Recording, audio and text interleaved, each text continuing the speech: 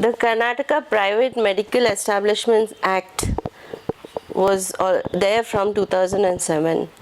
So, but in spite of an act being there were a lot of gaps. People who have worked around the issue of patients and patient rights, patient groups themselves, or individuals who have had issues with the health, private medical establishments, felt that there's a gap. And in fact, the health minister himself, Mr. Ramesh Kumar, has talked about how he has himself seen facing a lot of issues with regard to implementation of the act and barriers to regulation. So with this kind of need to bring in an amendment to the KPME came in quite an organic way. And so there's been a series of discussions. A committee was formed called the Vikramjit Sen Committee, which was intended to discuss the amendments and bring out a list of recommendations which would be introduced. Once the committee met, the government also, the assembly, they brought out the amendments.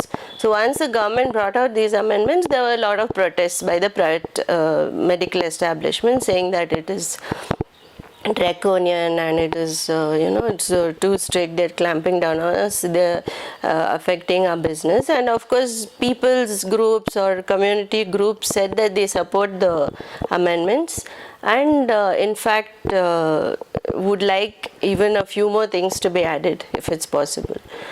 And doctors have been split in both camps. Some doctors are very much against these amendments and some doctors are very much in favor of these amendments. So that debate is happening and it's a very crucial debate in the sense it's bringing up a lot of dialogue, it's bringing up a lot of discussions, which is very important.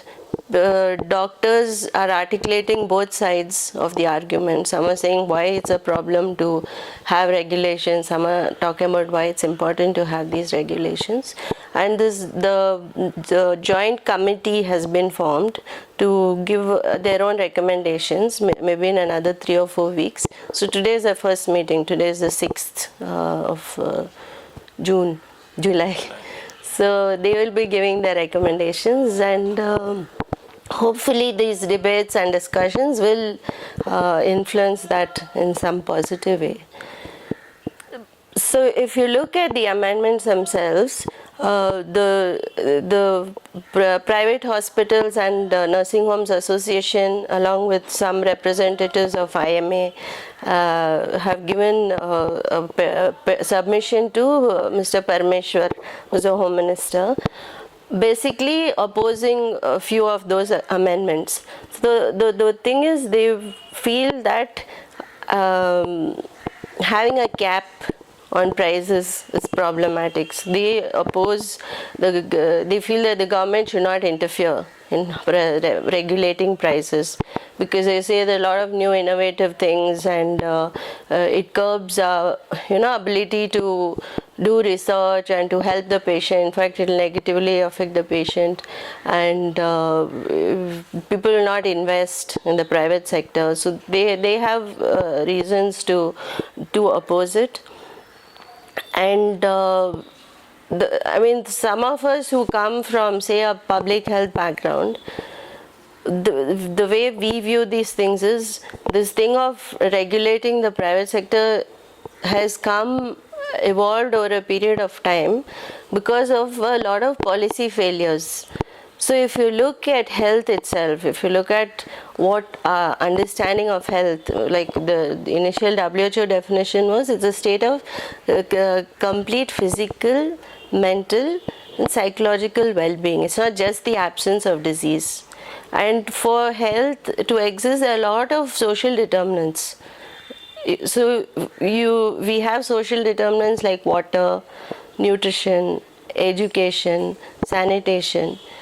If you don't have these things, it's very difficult to think of the idea of health. So if you look at caste, where does caste locate itself in all these things? If you look at statistics, who are the people who are more affected by health? Who are the people who have less access? Who are the mothers who are dying? Who are the children who have more of malnutrition, more of stunting, more of wasting? It's predominantly mothers and children from the SC/ST background. So if you look at water, if people are not having access to water, the struggles around water, like if PepsiCo is taking up a whole area and using all the groundwater for their own company, and people are not able to access that water, if the kind of quality of water is getting affected by industrial waste, if you see the tanks, the lakes, the kind of pollution that's happening, how are people expected to have health if the water is so contaminated? Then if you look at nutrition, the politics around nutrition, the access of people to food, which is their right, is more and more getting violated. Linking ICDS to Aadhaar, to go to an Anganwadi or to a school and to say that you don't have an Aadhaar card and therefore you stand up aside and you will not be given food. I mean, what kind of a policy is that?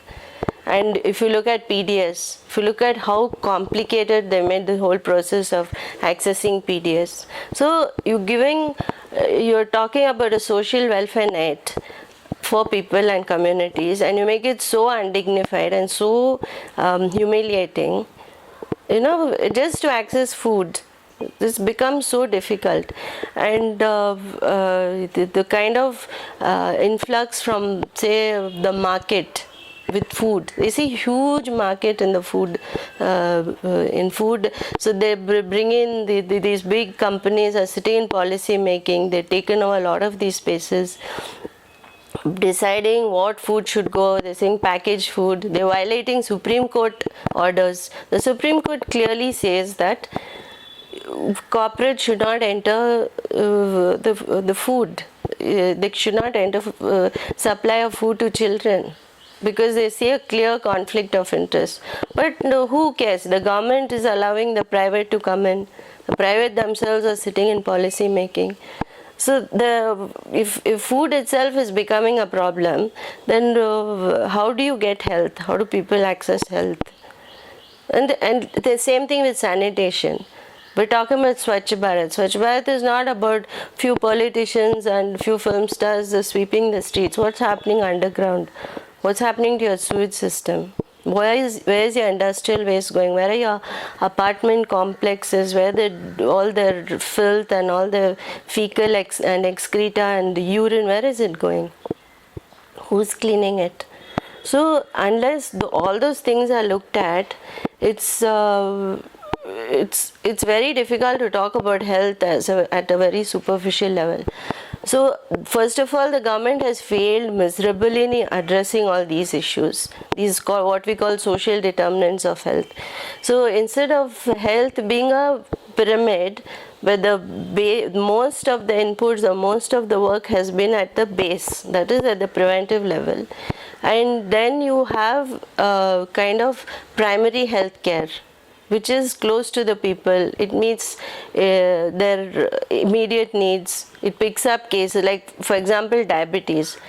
If you're able to talk to people about eating, the eating habits, about lifestyle, pick up diabetes early, ask them to make lifestyle changes, you're very likely to prevent the complications that come later. Same thing with kidney. They talk about kidney transplants as being very important.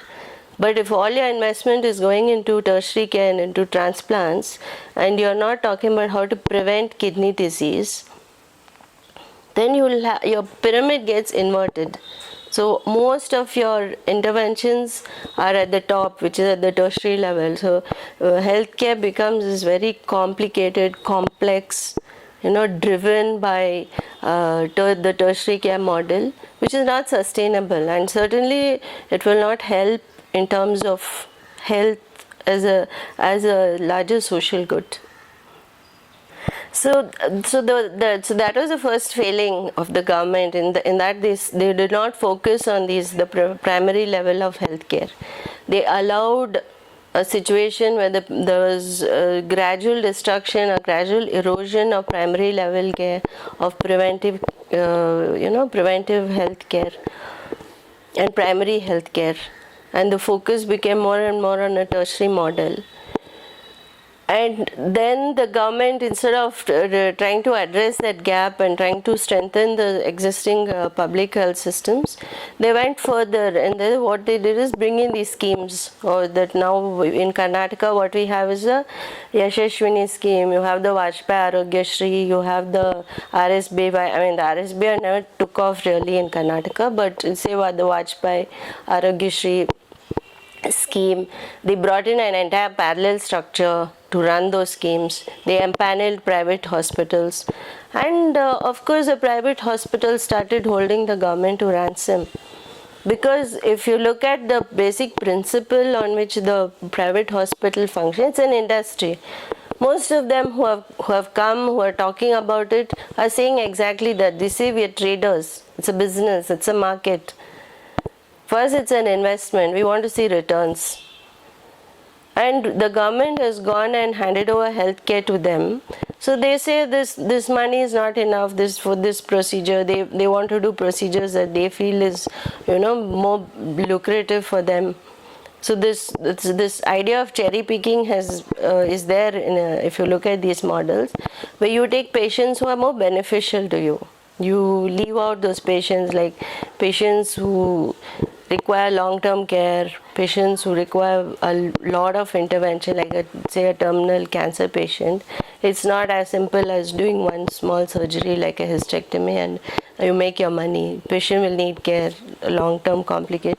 Those kind of patients are getting left out of this, this whole game of healthcare being lucrative. So the government is not some victim here, or the government is not some innocent bystander and is like, oh, what happened? The government, as a policy maker, should have anticipated this, which they failed to do. And now they're in a situation where the private healthcare, the industry, is holding the government to ransom. So now the health minister is saying,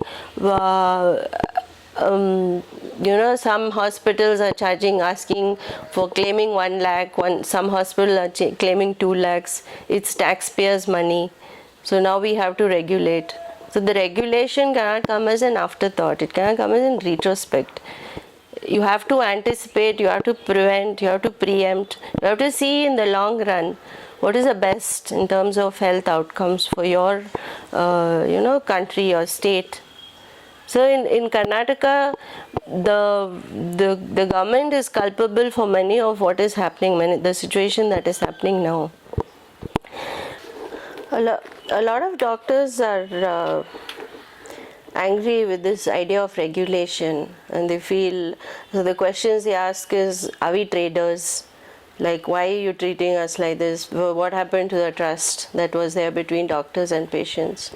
And then if you give examples and you talk about the violations that happened, then they say there may be a few bad apples, few rotten apples, others may be doing it, I don't do. So the question is, even if say among 1,000 doctors, 999 are ethical doctors who look out for patients' needs, patient rights, and there are 1 or 2 doctors who are causing harm or death or some kind of very negative outcome, the question is, should they be regulated or not? And the logic of health itself being a market commodity is very flawed. So if you look at a TV or a fridge, if someone wants to buy a television, the choice, they have an element of choice. So they can go, they can look, they can say, my budget is 10,000 or my budget is 1 lakh, or someone might say, I don't have the money for this, I want to invest in my child's education, or I want to, buy something else that is even more important for my house at this point, I just want to save. So there are a lot of choice if it's a market commodity. But if you look at health, the element of choice is removed. So if someone is sick, you can't make a choice. So when a patient comes to the hospital, or when a family brings a patient to the hospital, they come because it's absolutely, they have to do it, they have to bring that person there. And to then tell them,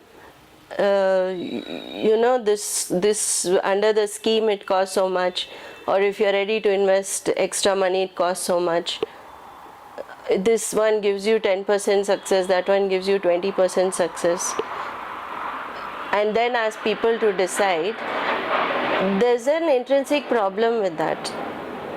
So it's okay to ask, give patients a choice about facilities of where they want to stay, and the room and those kind of things. But I don't think it's ethical to differentiate between patients based on their paying ability, in terms of, do you treat them if there's an emergency? Do you take them in or not? Do you give them the best care? Do you give them respect? I think those things are non-negotiable. So if you look at the amendment, and it says, if a patient comes in emergency, they're not saying like for every patient who comes, you don't ask them if they can pay. If they're coming in a life or death situation, a road traffic accident, attempted suicide, someone has, is in a situation, or even a crisis like a medical crisis, is suddenly they've collapsed, they're not breathing, and a patient comes in that situation, do you then ask them, can you pay? Can you give an advance? Go pay and come, 20,000. None of us carry that kind of money. And so the first instance of a patient coming in emergency, give care and then look at other things. Is that a principle as a medical community we want to follow? I think that's a question we need to ask ourselves. Forget about the regulation. Forget about whether you work in a government hospital or a private hospital. Is that an imperative of us as medical professionals? I think we need to think about that. That is the first thing. The second thing is to have a cap. So doctors are saying, we not just doctors, people who are invested in hospitals, who invested in private medical establishments, who the huge corporate hospitals. For them, it's about returns in terms of profits, in terms of investments. So the amendment clearly says that it's a group of people from those establishments will decide an upper limit. You decide. But recently there's been this case of cardiac stents. It's not about the patients being charged like 100% profit or 200% profit. They've been charged like the 1,000% profit for the medical establishment, sometimes 2,000%. So is that okay? Is that okay that a patient is paying out of pocket, or maybe say when insurance companies are paying, the costs that are massive, much more than what the product costs? If your stent costs something, can you have an unlimited charge that you put on the patient? So that was something we need to think about. And because of that, because we feel we don't have a regulation in place, what are the consequences of that? What are the costs in terms of to our relationship with patients? What are the costs in terms of our ethics? What are the costs in terms of the burden we are putting on the patients? So if a patient can pay, does it mean we should charge? Does it mean if a patient can pay like lakhs for a treatment, and therefore we should charge lakhs? Is that how we should operate? So if you look at just the case of dengue, now dengue most of the time can be managed at home, and the government has quite good guidelines. It's because the agenda is to handle the dengue case and to control its negative outcomes. Of course, the government would have done better if they had worked on preventing dengue. Because every year, dengue is happening.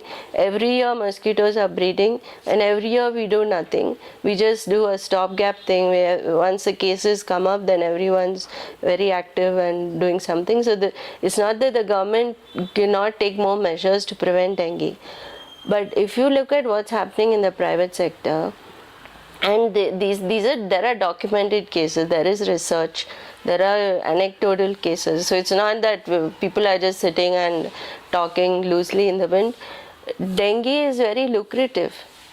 So if a patient comes, you will not say that go home, take a crocin, rest, treat the fever, monitor your platelet counts. If you get these symptoms of a hemorrhagic fever, come back immediately. You'll need admission, you'll need platelets. Then most of your dengue cases not be in the hospital.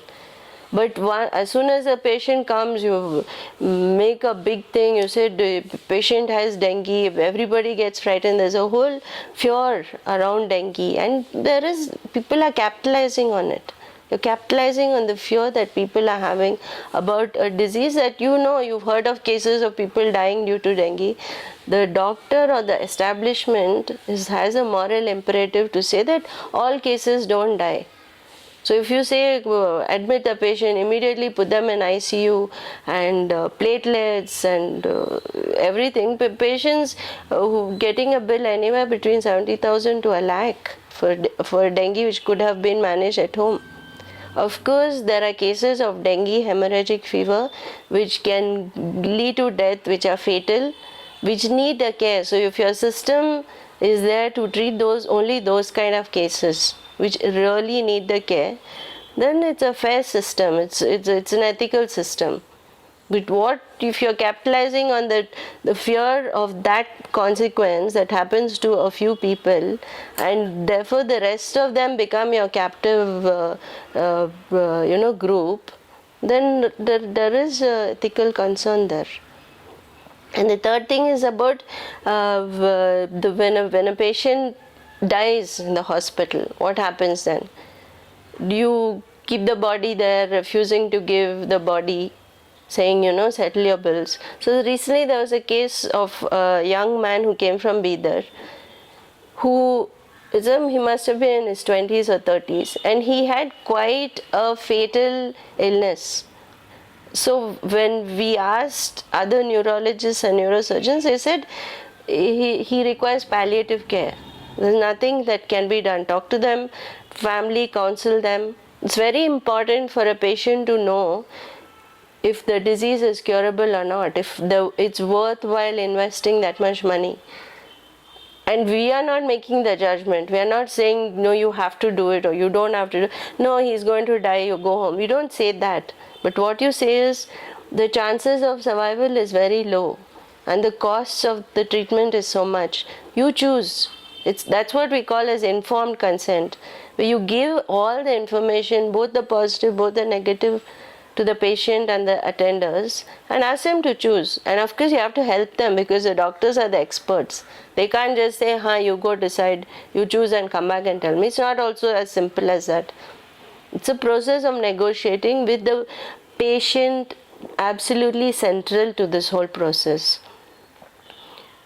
And so this patient who came with this terminal illness was never told that it's so bad. Immediately he was asked to do a surgery. The surgery didn't help. By then his bill was like 3 or 4 lakhs. And then they said, you have to do another surgery.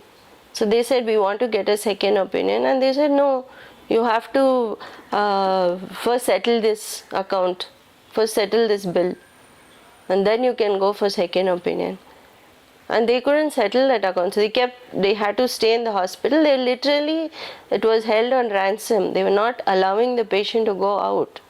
And finally the Human Rights Commission had to intervene. And by then the patient died. He died and the bill was almost, I think, around 12 lakhs. So the question is, should this patient have been told? Should this patient have been given a choice? Should the patient have been allowed to have a second opinion? And once the patient has died, should you hold the body and refuse to give the body because the bills have not been settled? So how much of it is your market ethics, logic? How much of it is your medical ethics? So these are all discussions that should be had. Like nobody says that government is good, private is bad. These good and bad arguments are very polemic, and they make no sense at the end of the day. But what is best for the patient? Is this patient a commodity that you fight for? Is a patient a consumer with a lot of choice, who you can therefore give complete decision making to? What about rights? What about patients who sell land, take loans, and come to pay for this health care? Do you call them as patients who can afford to pay? So the question of affordability of healthcare is problematic. A lot of private establishments say, if patients want to pay, what is your problem? So want to pay as opposed to have to pay. To what extent am I as a, let's say my child is there in the hospital, or let's say someone who's very important to me, and they're saying this procedure has to be done at this cost. Do I say, no, I want to pay? Is that given a choice? Is that something that I want to invest my money in? Or is it the question of choice is completely removed? So what are we negotiating here? Like, where does ethics come into this dimension? So if you look at this idea of grievance redressal, many of the argument against a separate body or independent body for grievance redressal is that there are already consumer courts and there's a KMC, which is the Karnataka Medical Council. So why have another independent body? If you look at the existing grievance redressal mechanism, there's a huge gap. First of all, there is a knowledge gap. So we have actually been part of some of these KMC appeals, and there's this case of a person whose wife died in one of these big hospitals. He lost his wife and he lost his child, and there was evidence of negligence. The doctor had not come to see her. She had complaints the whole night. Repeatedly calls were made to the doctor. Prescriptions were given over the phone. She was given the dosage of medication was wrong, and she was given medication which she was supposed to be given on empty stomach. So things had happened, and the family felt that they had not received proper care. Now the family may be wrong, maybe they received the best care, but if they feel that care was not given, there is a body that they would like to approach just for their own sense of satisfaction, that yes, we have taken our loved one to a hospital, and an expert committee also said that the best possible care was given, as a sense of closure, that yeah, we've done our best. So this particular instance, this person has started a campaign. It's called Justice for Aparna. That means he still feels that his wife, who is no more, has not received justice. So they had approached KMC, the Karnataka Medical Council, and it was so much a case of mismatch of power.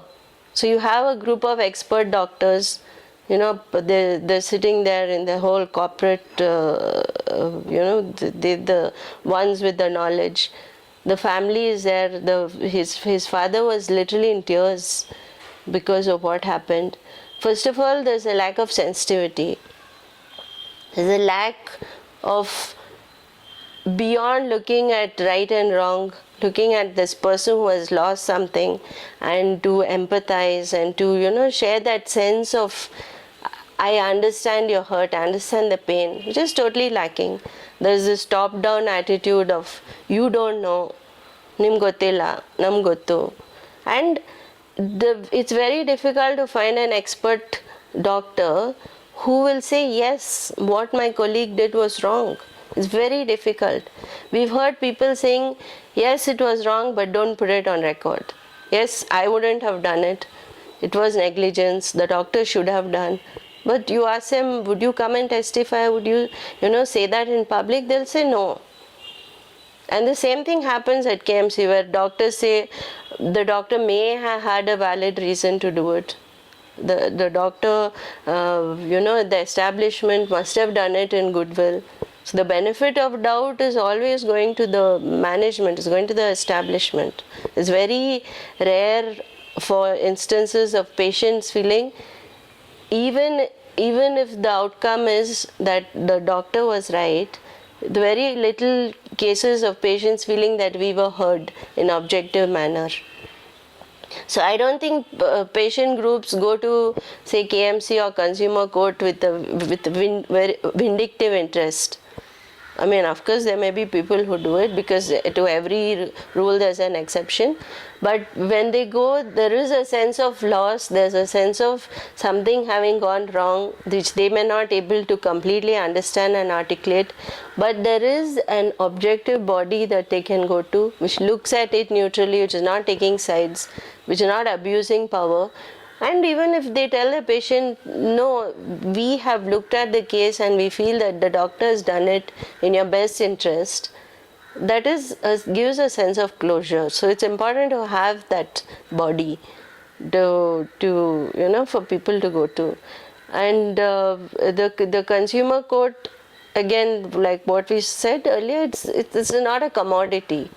So it's not like my product was bad and therefore I'm going to the consumer court. It's not an adequate body, and definitely that body itself can be biased. It can also have problems. It can be tampered with. It can be influenced. So we try to bring in checks and balances to regulate it.